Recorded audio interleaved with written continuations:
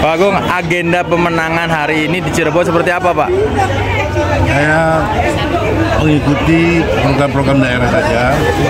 Mereka kumpulkan untuk mengkonsolidasikan tentang langkah-langkah yang sudah dilakukan persiapan pada hari H yang sudah tinggal 30 hari.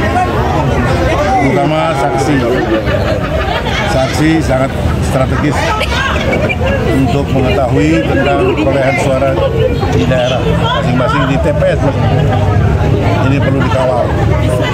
Karena itu saksi yang sebelumnya sudah ada pendidikannya betul-betul akan ditetapkan orang yang menjadi saksi itu yang menguasai aturan-aturan, yang menguasai daerahnya, sehingga tidak tersusupi oleh mereka-mereka yang hanya menimbulkan kegaduhan. Target berapa persen kemenangan Pak di Cirebon untuk Golkar Pak di pemilu dan di Pilpres nanti, Pak? Kalau untuk daerah diserahkan kepada pimpinan daerah, tapi secara nasional kami berharap di atas 20%. Untuk pemilu ya, Pak? Untuk pemilu legislatif. Ya. Untuk pilkada nanti pada waktunya, belum pasti sekarang. Untuk Pilpres seperti apa melihatnya, Pak? Pilpres ya kami berjuang untuk memenangkan pasangan nomor 2, Bapak Prabowo dengan selaku sebagai calon presiden dengan wakilnya Pak Gibran. Potensinya gimana Pak di wilayah Cirebon, Pak, melihat Golkar ini, Pak?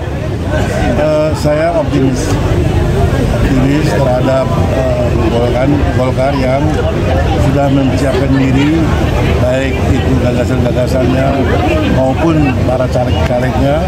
Yang mengangkat suara ini kan tentu adalah para caleg-caleg di daerah yang turut memenangkan Partai Golkar, yang juga turut memenangkan Pilpres, khususnya para caleg yang punya kesempatan untuk berinteraksi dengan anggota masyarakat guna memperkuat apa yang sudah dilakukan oleh pasangan calon presiden dan calon wakil presiden itu sendiri, diperluas oleh para caleg sendiri, baik itu caleg DPR RI, dapil di Cirebon, maupun caleg DPRD provinsi dan caleg DPRD kabupaten.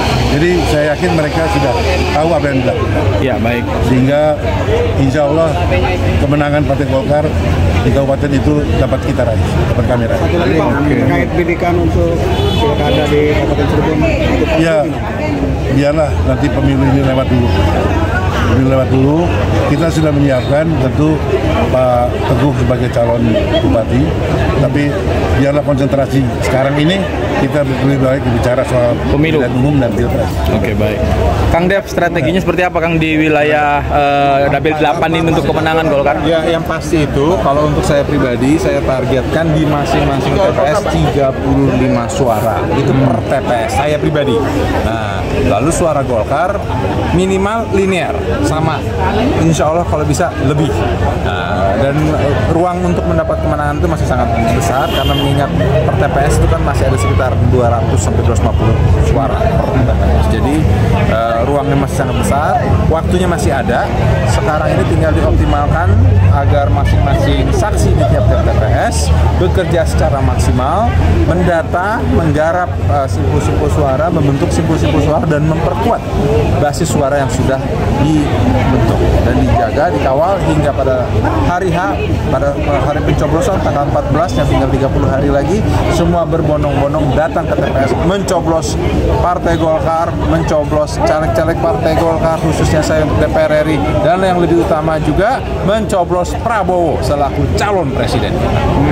Strategi untuk menggait milenial seperti apa dari Golkar? Banyak hal. Kita menyampaikan program-program, kita membuat bukan hanya gimmick-gimmick, tapi juga memaparkan konsep-konsep baru yang dimana itu berkenalan langsung dengan kebutuhan generasi baru, mengingat milenial, Gen Z merepresentasikan lebih dari 55% populasi ataupun suara di 2024. Golkar optimis pasangan Prabowo. Sangat optimis. Sangat optimis. Kita yakin akan menang satu putaran. Satu putaran. Ya? Oke? Oke, siap.